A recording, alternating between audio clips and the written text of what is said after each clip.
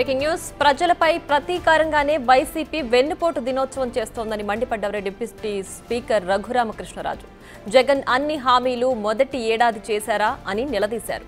తాను ఇంత సంక్షేమం చేసినా ఓడించారని జగన్ వెన్నుపోటు దినోత్సవం చేస్తున్నారని సెటైర్లు వేశారు. గంజాయి చైన్ స్నాచింగ్ లో జైలుకు వెళ్లి వచ్చి కానిస్టేబుల్ పై దాడి చేసిన వారినే పోలీసులు రోడ్డు మీద కొట్టారని అన్నారు. ఎన్నోసార్లు జైలుకు వెళ్లి వచ్చిన బ్యాచ్ కి జగన్ సానుభూతి తెలపడం దురదృష్టకరమని అన్నారు.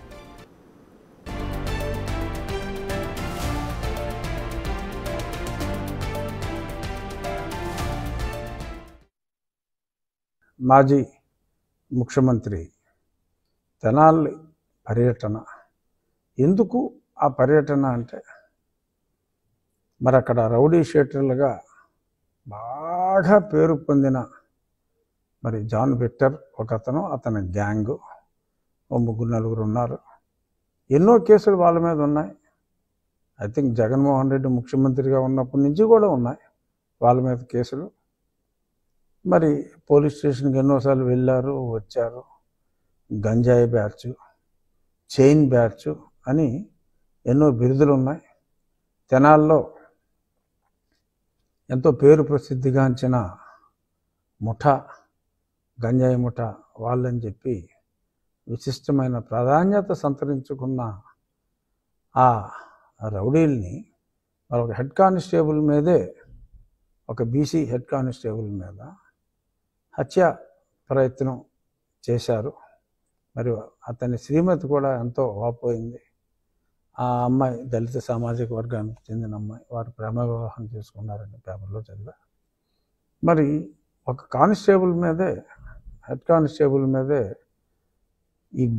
ఈ బ్యాచ్, గంజాయి బ్యాచ్ దురాఘాతం చేస్తే మరి పబ్లిక్లో కూడా ఒక అవేర్నెస్ రావాలి. ఏదో చాటున వాళ్ళని దండించిన అలా అలా జైలుకి వెళ్ళటం రావటం ఒక అలవాటుగా మారిపోయిన ఆ దుండగులకి పబ్లిక్లో ఓకే చట్టపరంగా తప్పే,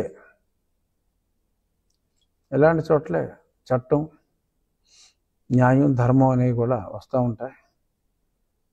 అధర్మం ఏం కాదు, అన్యాయం ఏం కాదు, కానీ డెఫినెట్గా చట్టానికి కాస్త వ్యతిరేకమే పబ్లిక్లో అలాగా చేయటం.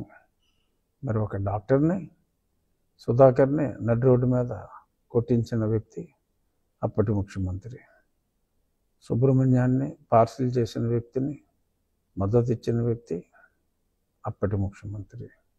ఇలా ఎన్నో ఉన్నాయి. చాలామంది కూడా మాట్లాడినట్టున్నారు. ఆ విషయాల్లోకి నేను వెళ్ళను. కానీ ఈరోజు మరి అతనికి మద్దతు తెలియజేయటం కోసం మరి ఒక మాజీ ముఖ్యమంత్రి హోదాలో పనిచేసే మాజీ ముఖ్యమంత్రి గత చరిత్ర చూస్తే మరి అప్పట్లో ఎంపీగా అదే పార్టీలో ఉన్న నన్ను 4 మంచి వ్యాఖ్యలు చెప్పినందుకు, అంటే సలహా, ఇప్పుడు క్రిటిసిజం ఎప్పుడూ స్ట్రాంగ్గానే ఉంటుంది. పొగడ్తలో మరి బాధ అనిపించవచ్చు. మరి అప్పుడు నేను జరుగుతున్న తప్పుల్ని వివరించవలసిన పరిస్థితి వచ్చినప్పుడు మరి తప్పుల్ని ఎత్తి చూపడం జరిగింది.